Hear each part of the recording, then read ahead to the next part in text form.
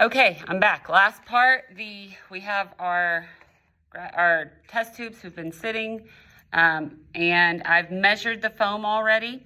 So I'm gonna show you my answers. I know it's not gonna show up real well on here. If you did this lab, it could be different for each person. Sometimes it depends on how old your materials are. If you didn't make every piece of liver the exact same size or mass. So it could be slightly different from mine, but for my purposes, this is what I got. So the Coke Zero was 8 millimeters in foam height. The coffee, D-Will's, famous, if you know, you know, 15 millimeters. The water, pH of 7, 20 millimeters. Should be millimeters for all those. Baking soda, about 19, and ammonia, about 7.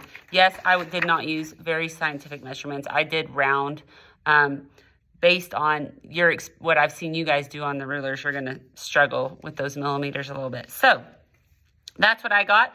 The last part you have to do with this is create a graph with your data. So remember our trick, dry, mix.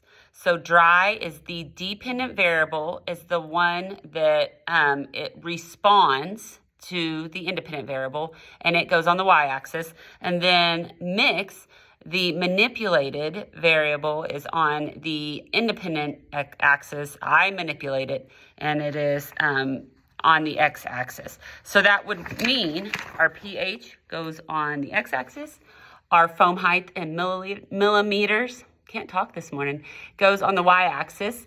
And then for me, if I was doing the pH, you could probably just go straight across 0, 1, 2, 3, that direction. I'll let you figure out the scale for that. And it should be a line graph, not a bar graph, because you're wanting to see what happens at those different pHs. Okay, so you have now parts 1 done, you have part 4 done. So tomorrow you're going to do part 2 and 3, where you're looking at temperature's effect on enzyme function, and then concentration of substrate, as well as being able to reuse the enzymes. Okay, so I hope that helps.